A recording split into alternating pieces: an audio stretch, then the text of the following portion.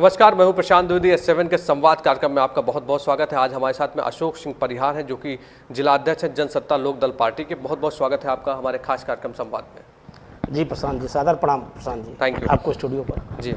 अच्छा, मुझे ये बताइए कि कोविड-19 जैसी एक महामारी बीमारी एक आती है जी, और पूरा भारत जो है वो संपूर्ण लॉकडाउन मतलब कर्फ्यू लगा दिया जाता है। जी जी आप भी एक समाज सेवी हैं और आप भी एक दल के नेता हैं। जी। क्या क्या चुनौतियां आई आपके सामने, क्या किया आपने?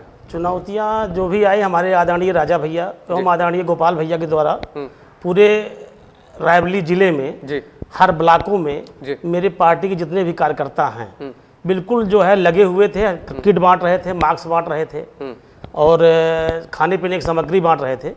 ये सब चीज़ें पूरे ब्लॉकों में, पूरे जिले में हम लोगों ने बंटवाया है आदरणीय राजा भैया, आदरणीय गोपाल भैया के उससे जी आदेशानुसार। जी। अच्छा, मुझे बताइए कि आप जिला अध्यक्ष के तौर पर हैं, जी जो भी कार्यकर्ता आपके साथ में जुड़े हैं, ये जैसे एक बीमारी आई, इसमें अवेयरनेस की बहुत जरूरत थी। जैसे आप देख रहे थे, भारत के प्रधानमंत्री लगातार अपील कर रहे थे लोगों से जी कि मास्क लगाइए, बाजारों में कम जाइए, उचित दूरी बना के रखिए। तो जो आपके कार्यकर्ता थे, जाहिर सी बात है बीमारी अदृश्य है, इसकी कोई अभी दवा नहीं बनी है, जी जी। तो कैसे उनको आपने मोटिवेट किया इसके लिए कि वो लगातार लगे हुए थे और उस तरह से? ये हमारे कार्यकर्ता पूरे जिले में जी। गांव-गांव घूम करके और जनता को जागरूक कर रहे थे कि मास्क लगाइए, दूरी बना के रखिए, लोगों को टच ना करिए। हाँ। ये सब चीज़ें हमारे कार्यकर्ता जो है बराबर हर ब्लॉकों में, हर गाँवों में जा करके। अभी हमारी नई नई पार्टी बनी हुई है, 2 साल हुआ है पार्टी बने हुए, अभी 2 साल पूरा भी नहीं हुआ है। तो हम लोगों को आदरणीय राजा भैया, आदरणीय गोपाल भैया जी के, जो हम राजा भैया से और गोपाल भैया से सन 93 से जुड़े हुए हैं, तो उनके जो भी आदेश होते हैं उनका हम पालन करते हैं।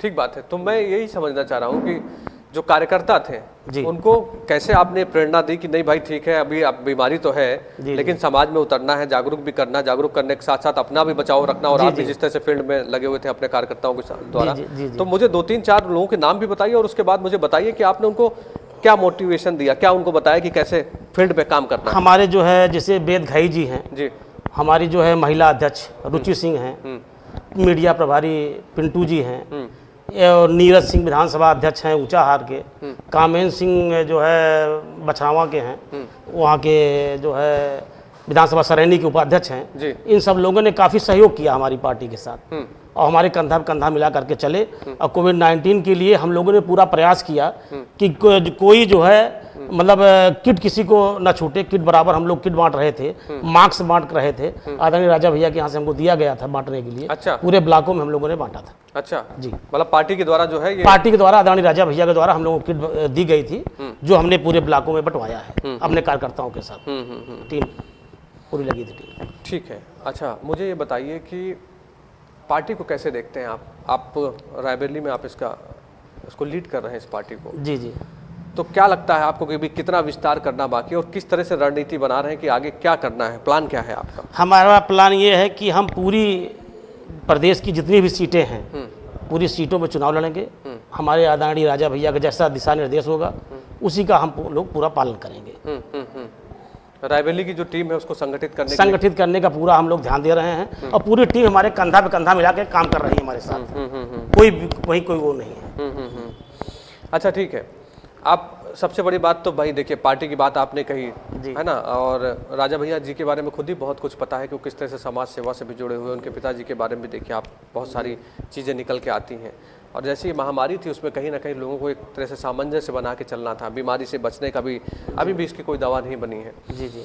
अच्छा, मुझे बताइए कि ये जो प्रवासी मजदूर वगैरह आ रहे थे, जैसा कि आपने बताया था अभी बीच में जब बात हो रही थी, तो उनके लिए क्या व्यवस्थाएं की गई थी आपके द्वारा? प्रवासी मजदूर जो आ रहे थे बस पे, जैसे चौराहों पे सारस होटल हो गया, मामा चौराहा हो गया, इस जगहों पे हम लोग रोक करके उनको बाकायदे नाश्ता, पूरी सब्जी दे रहे थे, बोतल पानी दे रहे थे। ये चीज़ें हम लोग जो जनता दल से बंटवा रहे थे।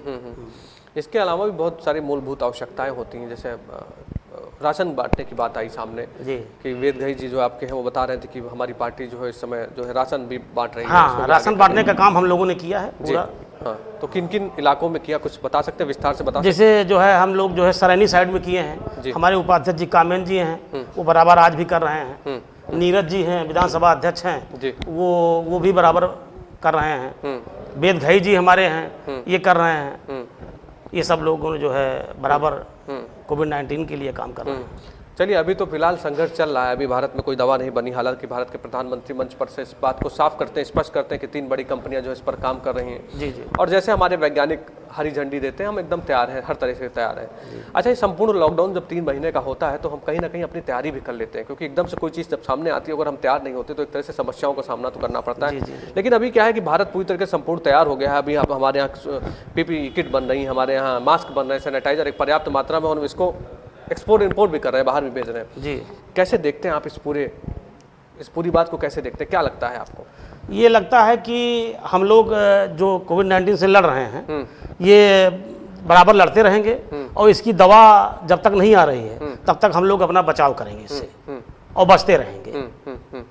ऐसा कुछ नहीं होगा, हम लोग बचते रहेंगे। बचने की पूरी आवश्यकता है, क्योंकि देखिए अगर जानकारियां नहीं होंगी लोगों को, अभी तो इसका केवल एक ही रास्ता है कि आप मास्क लगाइए, बाजारों में जाइए, दूरी बनाइए, और साफ तौर पे अगर बहुत जरूरी काम है तभी घर से बाहर निकलिए। भारत सरकार भी इस बात को कह रही है, उत्तर प्रदेश सरकार भी इस बात को कह रही है, और लगातार जिस तरह से प्रयास किया जा रहा है, हम काफ़ी, अगर देखा जाए तो काफ़ी सुरक्षित भी हैं। सुरक्षित भी हैं, क्योंकि जिस तरह से आप अन्य देशों को देखिए तो कहीं ना कहीं बहुत बड़ा, उससे हमारा भारत ज़्यादा सुरक्षित है।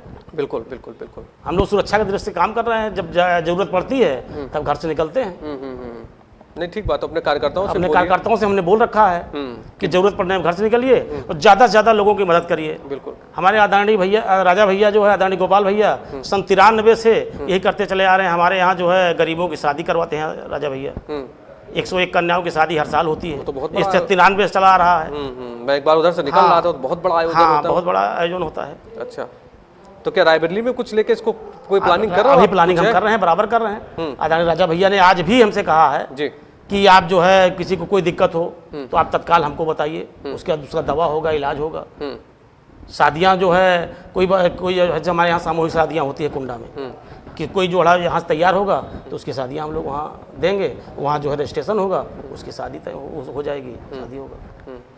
देखिए, बहुत बड़ा एक उपकार का काम है कि जिस तरह से कार्यक्रम होते हैं उसको देख के कहीं ना कहीं लोगों को प्रेरणा भी मिलती है, और सोचते हैं कि समाज में अगर हम आए हैं तो समाज के लिए सबको कुछ ना कुछ पार्टिसिपेट करना चाहिए। और अगर आप समाज के लिए करेंगे तो जाहिर सी बात है कि एक अलग माहौल बनता है, लोग देखते हैं, सीखते हैं, सबसे बड़ी बात ये होती है। अच्छा, कोरोना पे हम लोगों ने बात कर ली। जी। अभी मुझे बताइए कि आप चुनाव की बात कर रहे थे कि भाई विधानसभा चुनाव 18 महीने बाद है। हाँ जी। तो कैसे देखते हैं, किस पायदान पे देखते हैं अपनी आप पार्टी को, क्या सोचते हैं आप पार्टी के? पार्टी हमारी जो है पूरे प्रदेश में सभी सीटों पर चुनाव लड़ेगी। ये आदरणीय राजा भैया का कहना है कि हम सभी सीटों पर चुनाव लड़ेंगे। लेकिन अब वो जो राजा भैया निर्णय लेंगे वही निर्णय सर्वमान्य होगा। हम लोग उनके सिपाही हैं, सेवक हैं, जो उनका आदेश होगा उसका हम पालन करेंगे। रायबरेली के बारे में नहीं कुछ पता है? रायबरेली के बारे में हमको कुछ नहीं पता है। अच्छा, हम उनके सेवक के रूप में काम कर रहे हैं, आदरणीय राजा भैया, आदरणीय गोपाल भैया के। हमको जो उधर से निर्देश होगा वही हम पालन करेंगे। नहीं, ठीक बात है कि पार्टी जिस तरह से जब पार्टी का जो हमारे राष्ट्रीय अध्यक्ष के द्वारा जो है निर्देश होगा उसका पालन हम सब लोग मिलकर करेंगे। चलिए, मेरा आपसे अंतिम सवाल, मुझे बताइए कि आप संवाद कार्यक्रम में जब भी हम लोग किसी को बुलाते हैं तो उसके बारे में जानते हैं कि आपने कहाँ से अपनी शुरुआत की और आप आज जिस मुकाम पे हैं उसको कैसे देखते हैं, आप क्या सफ़र था आपका, मुझे बताइए। हमारा सफ़र ये है कि हम जो है 90-91 में रायबरेली में पढ़े थे, BA कर रहे थे। अच्छा।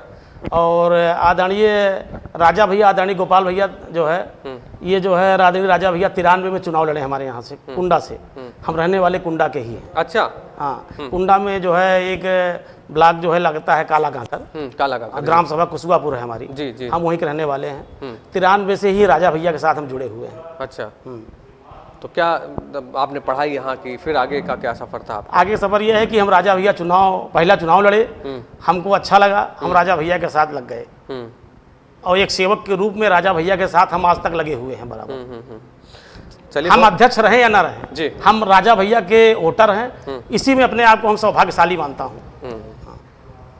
चलिए, बहुत बढ़िया लगा आपसे बातचीत करके, और संवाद कार्यक्रम में आप आए, आपने इतना समय निकाला, इसके लिए आपको बहुत बहुत धन्यवाद है। ईश्वर करे कि जो समाज सेवा का काम आप कर रहे हैं उसको बाखूबी ईमानदारी के साथ निभाते रहिए, और ग्राउंड जीरो पे जाइए और लोगों की समस्याओं को निदान करने की पूरी कोशिश करिए। बहुत बहुत धन्यवाद आपका। जी प्रशांत जी, प्रणाम। तो ये थे अशोक सिंह परिहार, जो सीधे स्टूडियो से हमारे साथ में लाइव जुड़े थे। मैं आपको बता दूं कि जनसत्ता लोकदंत पार्टी के ये नेता हैं रायबरेली के, और जिस तरह से बता रहे हैं कि प्रयास कर रहे हैं, कहीं ना कहीं लोगों को भी सीख लेनी चाहिए। 7 के संवाद कार्यक्रम में फिर होगी आपसे मुलाकात। इससे पहले आप सुरक्षित रहिए, मास्क लगाइए, बाजारों में कम जाइए, क्योंकि कोविड-19 जैसी बीमारी चल रही है। अभी केवल जागरूक रहने की ज़रूरत है। आपको भारत सरकार और उत्तर प्रदेश सरकार की जो गाइडलाइन है उसको फॉलो करने की ज़रूरत है। घबराइए नहीं, क्योंकि सरकार आपके साथ में है तो समस्याएं भी खत्म ही होगी और आने वाला समय जरूर बहुत अच्छा होगा। इसलिए सुरक्षित रहिए और अपना ध्यान रखिए। S7 के संवाद कार्यक्रम में फिर होगी आपसे मुलाकात। नमस्कार।